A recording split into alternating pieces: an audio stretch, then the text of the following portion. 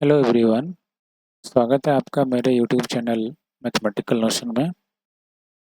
आशा करते हैं आप लोग अच्छे होंगे और अपना पढ़ाई लिखाई मस्त तरीके से कर रहे होंगे। जैसा कि आपको मालूम है कि हम लोग कक्षा 10 का अध्याय नंबर 3, जिसका नाम दो चर वाले रैखिक समीकरण युग्म है, उसको हम लोग पढ़ रहे थे। आज ये हमारा लेक्चर नंबर 3 है, इसमें हम लोग अपने आगे के टॉपिक को कंटिन्यू करने वाले हैं। ठीक है। उससे पहले हम आपको एक बार शेड्यूल दिखा देते हैं। ठीक है। ये शेड्यूल था हमारा, जो हमने आपसे अपने पहले वीडियो में डिस्कस किया हुआ था। ठीक है, कि इस शेड्यूल के मुताबिक हम आपको आगे चीज़ों को पढ़ाएंगे। ठीक है। तो इसमें हम लोग ये ये जो इंट्रोडक्शन था, यानी लेक्चर नंबर 1, लेक्चर नंबर 2, जिसमें हम लोग ग्राफिक विधि पढ़े थे, आज हम लोग जो पढ़ने वाले हैं वो लेक्चर नंबर ये हमारा 3 है, और इसमें हम लोग प्रतिस्थापन विधि के बारे में पढ़ेंगे। ठीक है। देखिए, इससे पहले हम अपने इस टॉपिक पे आए, उससे पहले आपसे एक रिक्वेस्ट है कि अगर आप हमारे पिछले वीडियो को नहीं देखे हैं तो एक बार जा करके उसको देख लीजिए। ठीक है, ताकि आप हम वहाँ से बात को रिलेट करेंगे तो आपको समझ में आएगा कि हम क्या कहना चाह रहे हैं। ठीक है। तो अगर आप नहीं देखे तो एक बार देख लीजिए, फिर यहाँ से आप कंटिन्यू करिए। ठीक है। और एक रिक्वेस्ट है आपसे कि अगर आपको मेरा साउंड, मेरा आवाज़ अगर वो इरिटेटिंग लगता हो, अगर पसंद नहीं आ रहा है, तो थोड़ा सा आप कॉम्प्रोमाइज़ कर लीजिए। ठीक है। क्योंकि देखिए, होता क्या है ना कि जब आप अगर सामने बच्चे को पढ़ा रहे हैं तो वो बात, और अगर एक कंप्यूटर के सामने बैठ के बोल रहे हैं तो बात दोनों में थोड़ा सा वो डिफरेंट होता है। ठीक है, आप लोग समझ रहे होंगे। तो अगर कुछ वैसा टाइप का अगर आपको लगता है तो आप थोड़ा सा वो धैर्य रखिएगा। ठीक है। और ईयरफोन लगा करके मेरे बात को सुनने का प्रयास करिएगा। ठीक है। देखिए, हम आपको ये श्योरिटी देते हैं कि हम आपको जो चीज़ें हैं वो बेहतर ढंग से हम आपको समझाएंगे। ठीक है। बस यही है कि आपको थोड़ा धैर्य से सुनना होगा। ये जो हमारा 15 से 20 मिनट का वीडियो होगा, इसको थोड़ा धैर्य के साथ सुनिएगा। ठीक है। आपको हम इतना गारंटी दे रहे हैं कि आपको चीज़ बेहतर समझ में आएगा। ठीक है। बस थोड़ा सा आपको कॉम्प्रोमाइज़ करना होगा अगर साउंड को लेकर के कुछ ये त्रुटि अगर है तो। चलिए, ये हमारा शेड्यूल था। अब आगे अपन बढ़ते हैं, और देखिए 1 मिनट और समय दे दीजिए आप। जैसे कि आपको मालूम होगा कि ये हम लोग ये जो आपके लिए जो ये कोर्स डिज़ाइन किए हैं, मतलब ये वाला फाउंडेशन कोर्स जो मैट्रिक का है 2026 वाले स्टूडेंट के लिए, उसके बारे में थोड़ा सा बता देते हैं। ये देखिए, हम यूट्यूब पे ही इसको, यानी ये बिल्कुल फ्री रहेगा। ठीक है। और इसका जो मीडियम है ये इंग्लिश है। ठीक है। ना ही हिंदी रहेगा ना ही इंग्लिश रहेगा, मतलब इसका मिक्स वर्जन रहेगा। ठीक है, हिंदी भी रहेगा और इंग्लिश भी, दोनों मिक्स मिक्स करके हम लोग चलेंगे। ठीक है। तो इसमें आपको क्या क्या मिलने वाले हैं, देखिए ये जो वीडियो लेक्चर है वो सारा तो आपको यूट्यूब पे मिलेगा ही, और इसमें हम आपको कंटेंट जो है वो हम बेहतर देंगे। ठीक है, देने का प्रयास करते रहेंगे हमेशा। जो जो चीज़ नया नया सुधार करना रहेगा वो हम अपने एंड से वो पूरा कोशिश करेंगे कि वो बेहतर कंटेंट आपको दिया जाए। ठीक है। आपको एग्ज़ाम में कैसे लिखना है वो सारा टिप्स और ट्रिक्स आपको देते रहेंगे। ठीक है, जो कि बाकी और आपको यूट्यूब चैनल पे देखने के लिए नहीं मिलता है। ठीक है, भले वो टीचर आपको पढ़ा रहे हैं वो अलग चीज़ है, लेकिन आपको एग्ज़ाम में उसको रिप्रेजेंट कैसे करना है, सारा चीज़ तो उसी से डिसाइड होता है। तो हम यूट्यूब पे देख चुके हैं कि उस टाइप का चीज़ नहीं है। वो आपको ठीक है टॉपिक को पढ़ा दे रहे हैं, लेकिन उससे काम नहीं चलने वाला है जब तक आपको कुछ वैसा टिप्स और ट्रिक्स ना दिया जाए जिससे आप एग्ज़ाम में बेहतर परफॉर्म कर पाए, बेहतर मार्क्स स्कोर कर पाए, तो फिर कोई फ़ायदा है नहीं। ठीक है, इसीलिए ये हमारा चैनल जो है आपके लिए हेल्पफुल रहेगा। और इसमें क्या है आपके लिए, देखिए जैसे ये चैप्टर एंड हो जाएगा तो उसके बाद में हम आपके लिए टेस्ट सीरीज का भी वो व्यवस्था कर देंगे। ठीक है। और डाउट सॉल्यूशन के लिए तो आपको अगर डाउट होता है तो आप डिस्क्रिप्शन बॉक्स में जो डाउट का लिंक होगा, एक उसमें गूगल फॉर्म होगा, वो हम अटैच करा देंगे। उसके बाद आप उससे हमसे अगर कोई कन्फ्यूज़न है तो आप हमसे पूछ सकते हैं। ठीक है। चलिए, ये सारा चीज़ आपको यूट्यूब पे फ्री में मिलने वाला है, तो आप हमारे चैनल को अभी सब्सक्राइब कर लीजिए, ठीक है? तो बेहतर रहेगा। नहीं तो अगर आप हमारे वीडियो को पूरा देखेंगे तो आपको समझ आ ही जाएगा कि सब्सक्राइब करना है या नहीं करना है, ठीक है? तो चलिए, ये हम अपने तरफ से बात को एंड करते हैं और अपने टॉपिक के ऊपर बढ़ते हैं, ठीक है? देखिए, हमको क्या पढ़ना है? ये बीजगणितीय विधि, ठीक है? जिसको हम लोग इंग्लिश में बोलते हैं अलजेब्राइक मेथड। क्या बोलते हैं? Algebraic method. देखिए, इसके अंतर्गत हमको 3 विधि पढ़ना है, ठीक है? कौन सा है? पहला है प्रतिस्थापन विधि, दूसरा है विलोपन विधि और तीसरा है वज्र गुणन विधि, ठीक है? हमको ये 3 विधि पढ़ना है। इसमें आज हम लोग जो डिस्कस करने वाले हैं, वो है ये प्रतिस्थापन विधि, ठीक है? देखिए, हम इस प्रतिस्थापन विधि को समझें उससे पहले एक थोड़ा-सा आपका बैकग्राउंड जानना ज़रूरी होगा कि हमको ये विधि, ये जो बीजगणितीय विधि हम लोग पढ़ते हैं, जिसके अंदर ये 3 विधि आ रहा है, तो ये क्यों हमको पढ़ना है, ठीक है? जैसा कि आप जानते हैं कि हम पिछले वीडियो में एक ग्राफीय विधि के बारे में आपको बताए थे, ठीक है? कि 2 चर वाला जो रैखिक समीकरण है, ठीक है? इसको सॉल्व करने के लिए हमारे पास एक विधि है ही, ठीक है? जिसका नाम है ग्राफीय विधि। मतलब ग्राफ की मदद से हम लोग उसको सॉल्व करते हैं, ठीक है? तो जब हमारे पास एक विधि है ही, तो हमको ये बीजगणितीय विधि पढ़ने का ज़रूरत क्यों पड़ा? ठीक है? सबसे पहले आप ये बात समझिए। देखिए, होता क्या है कि जो हम लोग ग्राफीय विधि पढ़े थे, आप थोड़ा-सा उसपे थोड़ा-सा उसके स्टेप्स पर आप नज़र दौड़ाइए, ठीक है?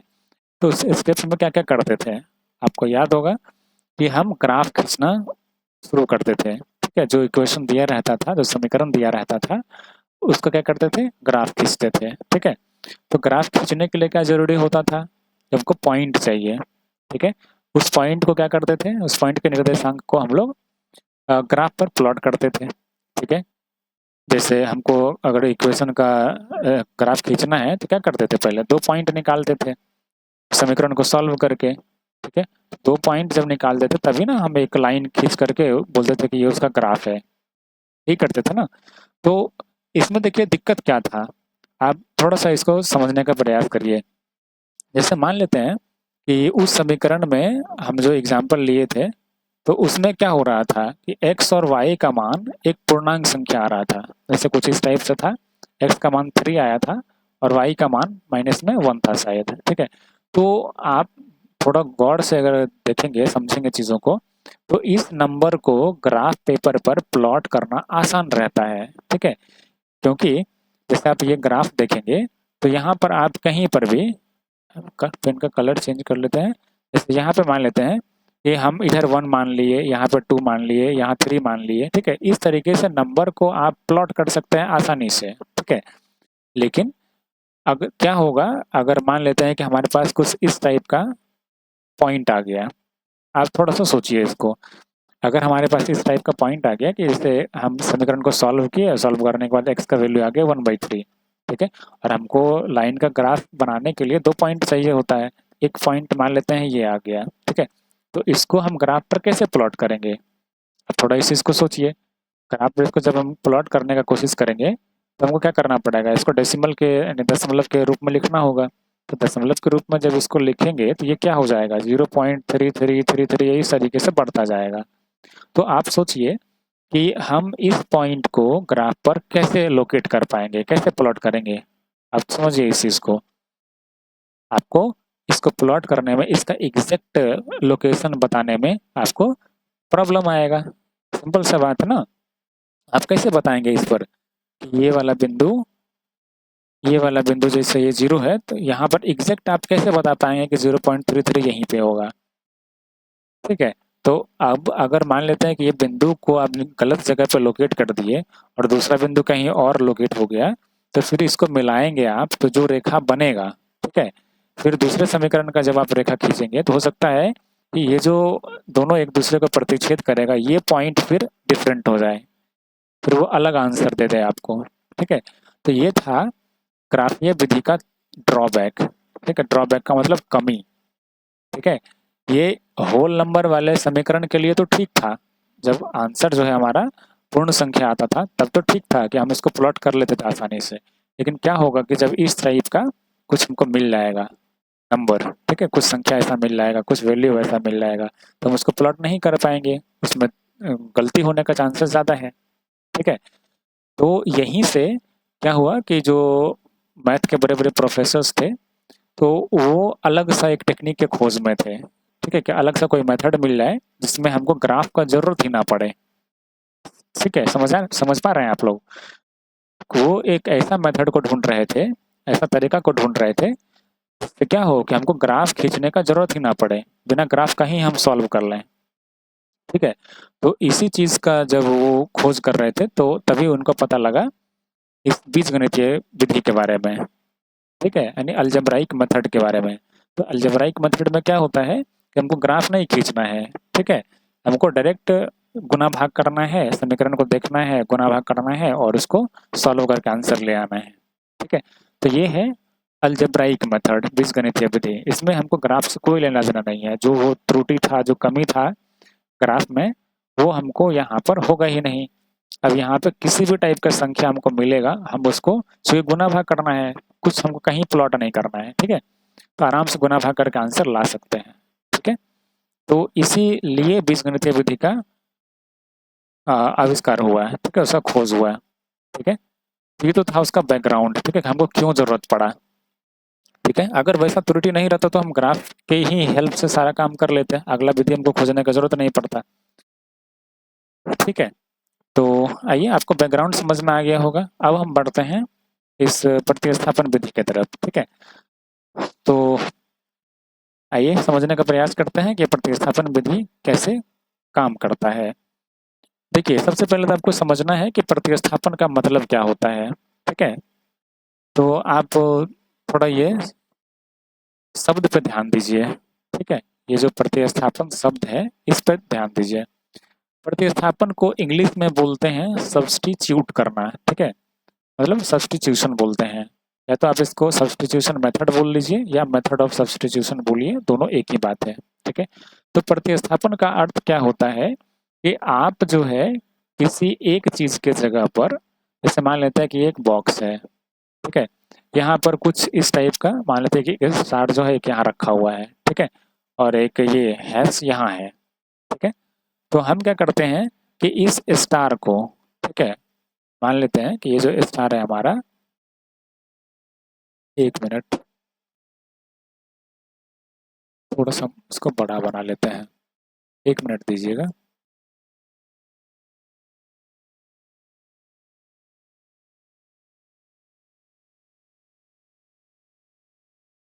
जैसे ये मान लेते हैं कि इस बॉक्स के अंदर एक स्टार रखा हुआ है, ठीक है।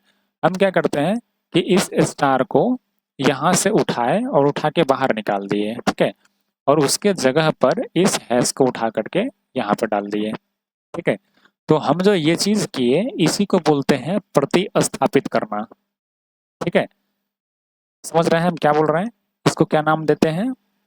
प्रतिस्थापित करना, ठीक है। मतलब किसी एक चीज के जगह पे उसको वहां से हटा दिए, उसके जगह पे किसी और चीज को ले आए। बात समझे? इसको हम लोग बोलते हैं प्रतिस्थापित करना, या इंग्लिश में बोलिए तो सब्स्टिट्यूट करना, ठीक है, ये बोलते हैं। तो प्रतिस्थापन का मतलब ये होता है। तो हम इस विधि में क्या करने वाले हैं, जैसे मान लेते हैं कि हमारे पास एक समीकरण दिया हुआ है x plus y is equal to 8, ठीक है। हम क्या करेंगे कि इस x के जगह पर, ठीक है, अच्छा एक और मान लेते हैं कि एक और समीकरण है, ये 2x plus Y equal to यहाँ 7 मान लेते हैं, ठीक है। तो प्रतिस्थापन में क्या करेंगे कि ये मान लेते हैं कि इस समीकरण से हम x को भगाना चाहते हैं, ठीक ना। तो हम क्या करेंगे कि दूसरे समीकरण से x का वैल्यू निकाल लेंगे। तो x का वैल्यू निकालेंगे तो इस y को इधर भेज देते हैं, ठीक है। तो ये क्या हो गया है, x equal to 8 minus y. तो आप देखेंगे कि ये जो यहाँ पे पहला वाला समीकरण था ना, पहला वाला समीकरण क्या है, इसको हम दूसरे कलर से आपको दिखा दे रहे हैं। पहला वाला समीकरण है 2x plus Y equal to 7, ये है लिखा हुआ। तो हम क्या कर रहे हैं कि यहाँ से जो हम x का वैल्यू निकालें, ठीक है, क्या निकालें, 8 माइनस वाई, तो इसमें हम x को भगा देंगे, बात समझे? इसमें हम क्या करेंगे, x को भगा देंगे और उसके जगह पर इसको ले आएंगे। किसको? 8 माइनस वाई को। देखिए हम आपको इसको करके दिखाते हैं क्या करने वाले हैं। थोड़ा सा इधर इसको भगा लेते हैं। हम क्या बोल रहे हैं आपको कि इस x को भगाना है, ठीक है। तो क्या करेंगे, यहाँ से हम इस x को पकड़ेंगे, यहाँ से हटा दिए, ठीक है। और उसके जगह पे क्या करेंगे, इस 8 माइनस वाई को उठा के यहाँ पे फिट कर देंगे, ठीक है। और इसके बीच में गुना था ना, 2 इंटू एक्स था, तो इसको हम लोग ब्रैकेट में लिख देंगे। बात समझ में आया? तो यहाँ पर हम क्या किए, x के जगह पर उसका दूसरा टर्म, ठीक है, उसका दूसरा जो वैल्यू था उसको हम उठा के डाल दिए, उस x को भगाए और उसके जगह पर जो हमको यहाँ पे वैल्यू मिला था उसको उठा करके रख दिए। तो इसी को बोलते हैं प्रतिस्थापित करना, ठीक ना। बात समझ में आया? इसको क्या बोलते हैं, प्रतिस्थापित करना। अच्छा, एक चीज और यहाँ पे ध्यान रखिए, जैसे हम यहाँ पर अभी जो वैल्यू निकाले थे x का, वो क्या आया था, 8 minus 7, sorry 8 minus y, 8 minus y आया था। तो अभी इसमें इस चीज को क्या बोलते हैं, आपको ये भी आना चाहिए, ठीक है। जनरली क्या होता है, बच्चा को वो चीज आता ही नहीं है। तो आप हमारे चैनल पे पढ़ रहे हैं, इसका मतलब आपको हर चीज का क्लैरिटी मिलने वाला है, ठीक है। बस आपको धैर्य रखना है थोड़ा सा, ठीक है। तो यहाँ पे देखिए हम क्या किए कि x equal to 8 minus y लिखे हैं। तो आप एक बात बताइए, ये जो एक साइड आपको दिख रहा है, जैसे ये इक्वल टू का साइन है, उसके बायां साइड में आपको क्या दिख रहा है, सिर्फ और सिर्फ x दिख रहा है, ठीक है। सिर्फ क्या है, यानी ओनली क्या दिख रहा है आपको, x। और उसके दाहिना साइड में क्या दिख रहा है, किसका टर्म दिख रहा है आपको। आप इस 8 को अभी भूल जाइए, ठीक है। जो भी रियल नंबर है उसको हम भूल जाएंगे। वेरिएबल में क्या क्या दिख रहा है आपको, आप बोलेंगे हमको y दिख रहा है, ठीक है। तो एक साइड हम जिसका मान निकालते हैं, जैसे एक साइड x है, तो x को हम कन्वर्ट कर दिए y में, ठीक ना। तो इसको हम क्या बोलते हैं कि x in terms of y। बात समझ में आ रहा है, क्या बोलते हैं इसको, इसको बोलने भी आना चाहिए। ऐसा नहीं कि सिर्फ हम एग्जाम में जा करके बना दिए क्वेश्चन तो वो बड़ा एकदम तीर मार दिए, ठीक है। वैसा एकदम नहीं होना चाहिए, आपको पढ़ने भी आना चाहिए। तो इसको क्या पढ़ते हैं, the value of x in terms of y, ठीक है। y के टर्म में हम x का वैल्यू निकाले हैं। यही अगर हम यहाँ पे करते, y का मान निकाल लेते हैं, ठीक है। तो y का मान निकाल लेते तो क्या होता, 8 माइनस एक्स, ठीक है। तो यहाँ पे हम क्या कर रहे होते हैं, बताइए, यहाँ पे हम क्या किए, ये जो y था, y का हम मान निकाले। देखिए हर हाल में आपको ध्यान रखना है कि एक साइड या तो x होना चाहिए या y होना चाहिए, सिर्फ और सिर्फ x या y। क्या बोल रहे हैं हम, सिर्फ और सिर्फ x या y होना चाहिए, उसके साथ में ना ही कुछ जोड़ में होना चाहिए, ना ही कुछ घटाव में होना चाहिए, ना ही कुछ गुणा में, ना ही कुछ भाग में, ऐसा कुछ नहीं होना चाहिए। अकेला सिर्फ वो वेरिएबल बचना चाहिए, ठीक है। और एक साइड जो भी हो उसको आप भेज दीजिए, ठीक है, दूसरे साइड। तो यहाँ से आप क्या कर रहे हैं कि y का जो वैल्यू निकाले हैं वो किसके टर्म में निकाले हैं, x के टर्म में। क्या बोलेंगे, x के टर्म में निकाले हैं, ठीक है। ये आपको आना चाहिए।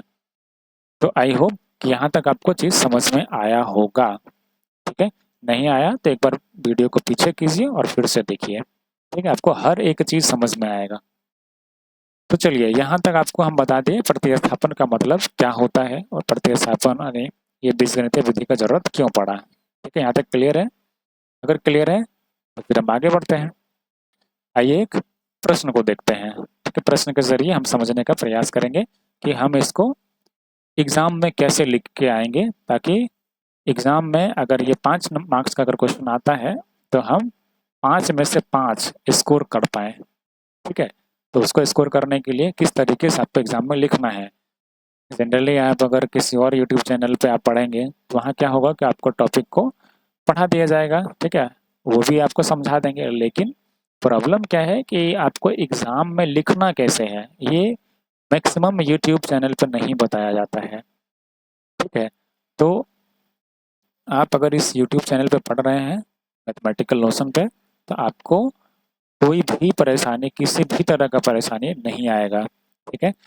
और अगर कुछ आता है आपके दिमाग में, कोई कन्फ्यूज़न या कुछ वो चीज़, तो आप नीचे जो डाउट बॉक्स है उसका एक लिंक दिया हुआ होगा उसमें, डाउट बॉक्स के नाम से, तो उस पर आप क्लिक करके हमसे जो भी आपका डाउट है वो आपको लिख के भेज सकते हैं। ठीक है। तो आइए हम इस क्वेश्चन को देखते हैं। आपके एग्जाम में ये 5 मार्क्स का शायद आता होगा। तो ये क्वेश्चन कहता है कि निम्नलिखित रैखिक समीकरण युग्म को प्रतिस्थापन विधि द्वारा हल कीजिए। ठीक है। ये समीकरण आपके पास में दिया हुआ है। ठीक है। तो इसको कैसे आपको एग्जाम में लिखना है आइए देख लेते हैं।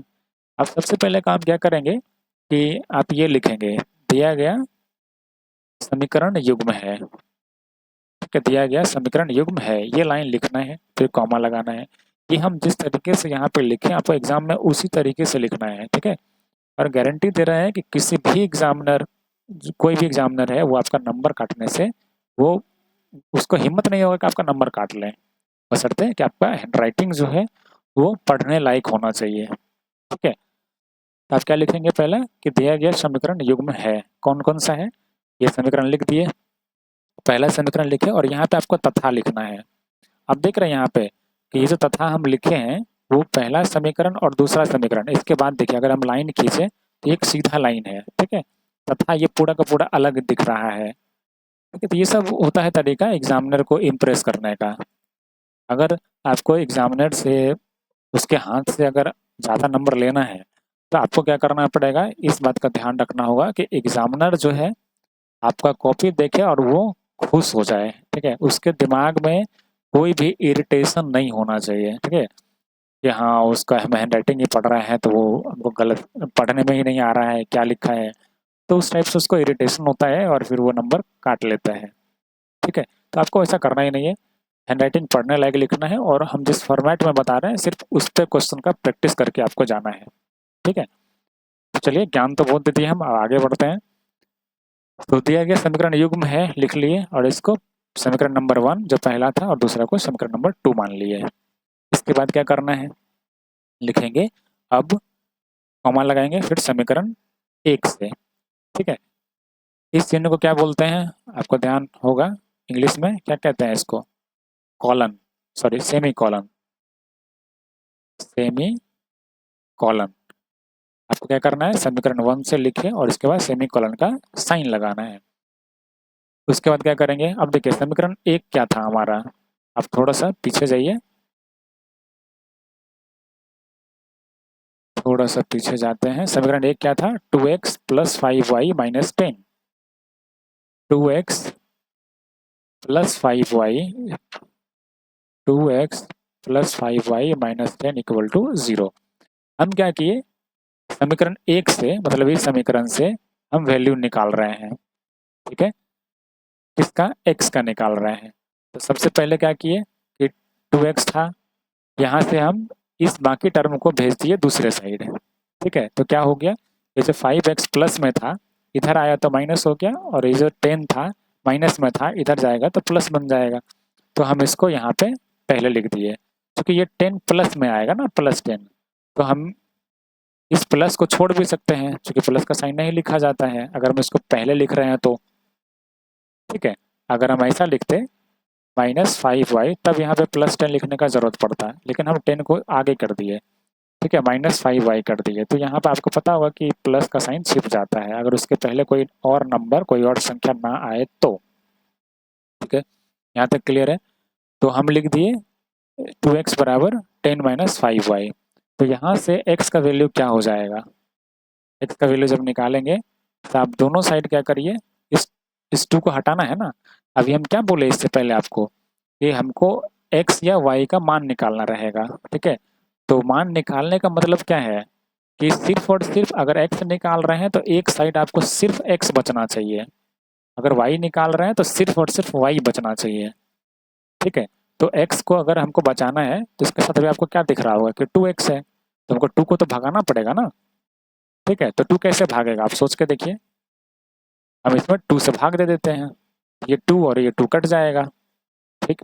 तो यहाँ पे अगर आप इस समीकरण के बाएं साइड में 2 से भाग दे दिए तो दाहिने साइड में भी देना पड़ेगा। बात समझ में आया। ये समीकरण का रूल होता है कि अगर आप दाहिना साइड जो काम किए हैं वही काम बायां साइड करना होगा। तो इस साइड पे आप 2 से भाग कर दीजिए और इस साइड भी कर दीजिए, ठीक है। तो यहाँ से आपको x का मान मिल जाएगा ये वाला। बात आया समझ में? तो हम क्या किए यहाँ पर, अब आप पिछले वाले को कनेक्ट करिए बात बात को, ठीक है। क्या किए इसमें, हम x को कन्वर्ट कर दिए किस में, y के टर्म में, क्योंकि एक साइड सिर्फ मेरा x है और दूसरे साइड सारा का सारा जो है y का टर्म आ गया। बात आया समझ में? तो इसको आप क्या करेंगे, समीकरण नंबर 3 मान लेंगे। क्लियर है? जैसे आप यहाँ से x का मान निकालेंगे या y का मान निकालेंगे, जिसका भी आपको निकालना हो, उसके बाद उसको हम मान लेंगे अगला नंबर समीकरण, ठीक है। 2 समीकरण पहले हो चुका था, ये तीसरा नंबर हो गया। इसके बाद क्या लिखेंगे, अब समीकरण 3 से यानी इसी समीकरण से x का, अब देखिए यहाँ पे हम x जो लिख रहे हैं वो क्या कर रहे हैं, ये कॉमा में लिख रहे हैं, इन्वर्टेड कॉमा में, ऐसा आपको लिखना है एग्जाम में, ठीक है। और मेरा यकीन मानिए हम MSc किए हैं, ठीक है, मैथ से, और हम आपको इसलिए नहीं बता रहे हैं कि हम उतना पढ़ लिए हैं, हम आपको ये बताना चाह रहे हैं कि अपने इस करियर में यहाँ तक आने में हम देख चुके हैं कि एग्जामिनर जब कॉपी चेक करता है तो उसके दिमाग में क्या चल रहा होता है, उसको क्या चाहिए होता है, ठीक है, वो विद्यार्थी से क्या उम्मीद करते हैं, तो ये हमको अच्छे तरीके से मालूम है। तो इसीलिए हम आपको बता रहे हैं कि एग्जामिनर आपका नंबर नहीं काट पाए तो उसके लिए आपको क्या करना है, कैसे आपको लिखना है, ठीक है। तो आपको क्या करना है कि इस तरीके से प्रेजेंट करते चलना है। क्या लिखे, समीकरण 3 से जो x है इसका मान समीकरण 2 में प्रतिस्थापित करने पर, आप देख रहे हैं ये वर्ड यूज करना बिल्कुल जरूरी है, ठीक है। आप ये नहीं लिखेंगे कि समीकरण 1 से x का मान समीकरण 2 में रखने पर, आप रखने वर्ड यूज ही नहीं करेंगे, ठीक है। क्या वर्ड यूज करेंगे, प्रतिस्थापित करने पर, क्योंकि एग्जामिनर को लगना चाहिए ना भाई कि हाँ ये प्रतिस्थापन विधि था तो कुछ उस टाइप से मिलता जुलता चीज वो किया जा रहा है, तो प्रतिस्थापित वर्ड का हम लोग यूज कर लिए, इससे एग्जामिनर के दिमाग पे अच्छा इंप्रेशन पड़ता है, ठीक है। तो उससे वो क्या होगा कि वो आपको थोड़ा ज्यादा नंबर देगा बाकी विद्यार्थी की तुलना में। तो ये वर्ड यूज बिल्कुल करिएगा आप, ठीक है। समीकरण 3 से x का मान समीकरण 2 में प्रतिस्थापित करने पर हम पाते हैं, क्या मिलेगा हमको, आप बताइए। समीकरण जो हमारा 2 था, समीकरण 2 क्या था, एक बार हम आपको दिखा देते हैं। समीकरण नंबर 2 था हमारा x plus 2y, x plus 2y plus 6, x plus 2y plus 6, x plus 2y plus 6, यहाँ लिख देते हैं हम x plus 2y plus 6 equal to 0। अब देखिए अभी हम आपको जो बताए थे ना उधर पीछे प्रतिस्थापित करने का अर्थ क्या होता है, तो सेम वही काम यहाँ पे करना है। वहाँ पे x का हम मान निकाले, ठीक है, तो x का यहाँ पे हम मान निकाले y के टर्म में। तो अब आप x के जगह पर, मतलब ये मेरा समीकरण था, यहाँ से आपको क्या करना है, यहाँ से आपको इस x को पकड़ के हटा देना है इस जगह से, तो भगा दिए। इसके जगह पे क्या आया, इसके जगह पर हमारा क्या था, ये वैल्यू आया था, हम इसको यहाँ पे ला के रख दिए। बताया समझ में?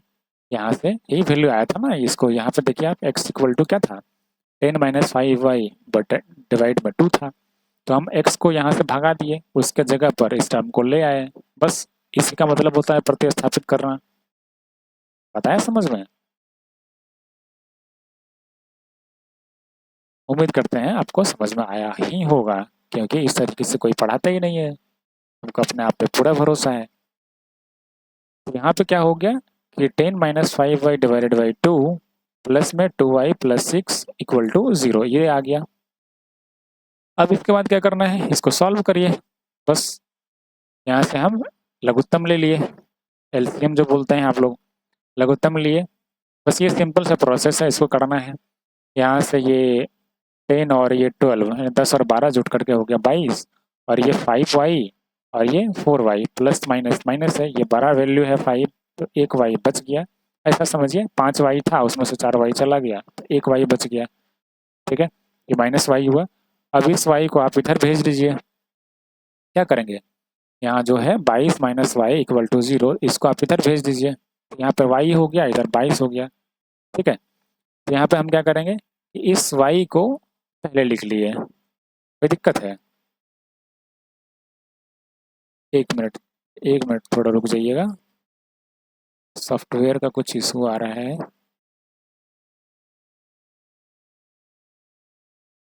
हाँ अभी ठीक है। यहाँ पे देखिए ये y इक्वल टू हो गया कितना, 22। ठीक है, 22, तो हम y को पहले लिख दिए यहाँ पे। ठीक है, तो ऐसा आपको करना है। और जैसे ये वैल्यू आ जाए उसके बाद आपको क्या करना है, उसको एक बॉक्स में बंद करना है। ठीक है, अब इसके बाद क्या लिखेंगे, पुनः समीकरण 3 में y का मान प्रतिस्थापित करने पर। ठीक है, फिर यहाँ देखिए हम y कैसे लिखे हैं, y यहाँ पे, एक मिनट, y यहाँ पे देखिए इन्वर्टेड कॉमा में लिखे हैं, समीकरण 3 में y का मान प्रतिस्थापित करने पर हम पाते हैं कि, अब हम समीकरण 3 में रख देंगे। समीकरण 3 हमारा क्या आया था, ये वाला समीकरण आया था ना वैल्यू समीकरण 3 में, 10 माइनस 5y डिवाइडेड बाई 2। अब हम क्या करेंगे, जो y मेरा आया है, अब y के जगह पर हम रख देंगे उसका वैल्यू, प्रतिस्थापित कर देंगे। तो प्रतिस्थापित करने का मतलब क्या हुआ, ये जो हमारा y था इसको क्या करेंगे, हम बाहर निकालेंगे। एक मिनट, इसको थोड़ा सही से लिख लेते हैं। आपको हम इसलिए दिखा रहे हैं, आपको समझ में आए कि प्रतिस्थापन का मतलब क्या होता है। यहाँ से हमको क्या करना है, y को भगा देना है।